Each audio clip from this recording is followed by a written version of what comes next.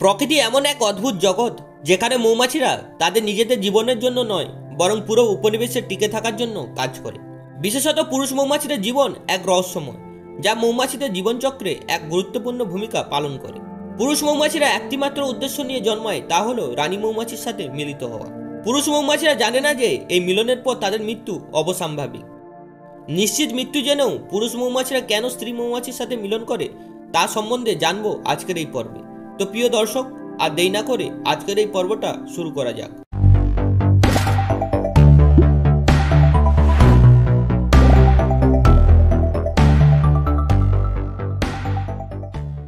মৌমাছিদের উপনিবেশ সাধারণত একটি রানী, অসংখ্য কর্মী এবং কিছু পুরুষ মৌমাছি নিয়ে গঠিত হয়।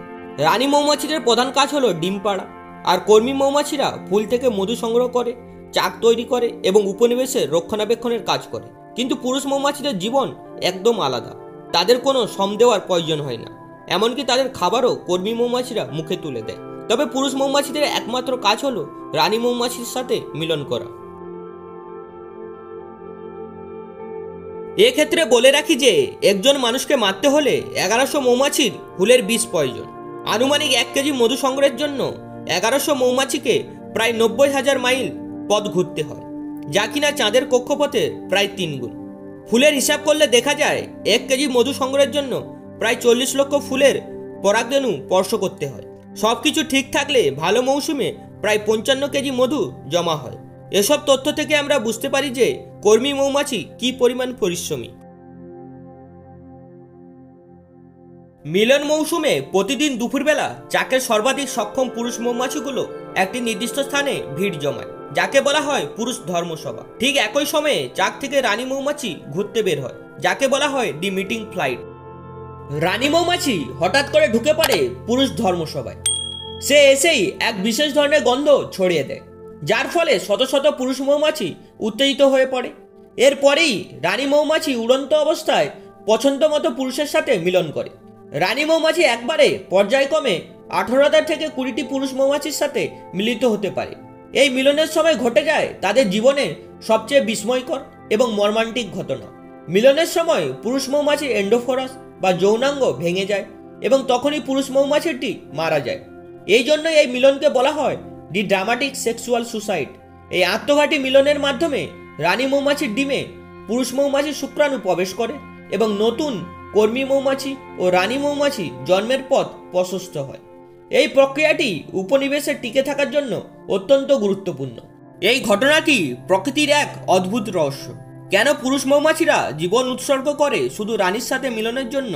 এর উত্তরে লুকিয়ে আছে মৌমাছিদের জীবনের ধারা এবং উপনিবেশে টিকে থাকার নীতিতে।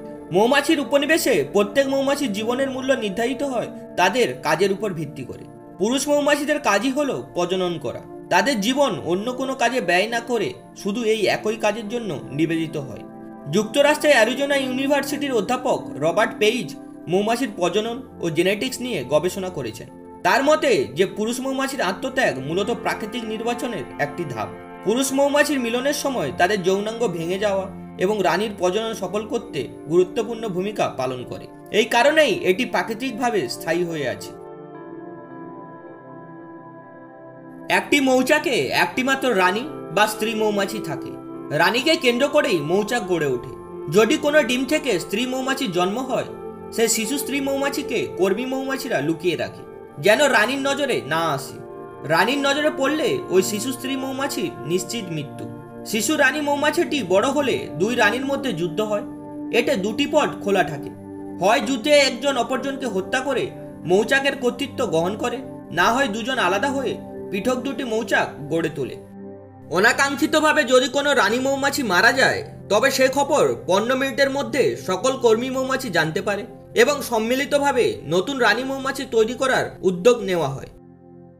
আরও কিছু অদ্ভুত বিষয় রয়েছে যা জানলে আপনারা অবশ্যই অবাক হবেন। 500 গ্রাম মধু তৈরিতে 20 লক্ষ ফুল লাগে। শ্রমিক মৌমাছি সারা জীবনে 8 চামচ মধু তৈরি করতে পারে। আরও একটা মজার ব্যাপার হলো পৃথিবীতে মধুই একমাত্র খাদ্য যা কখনোই পচে না।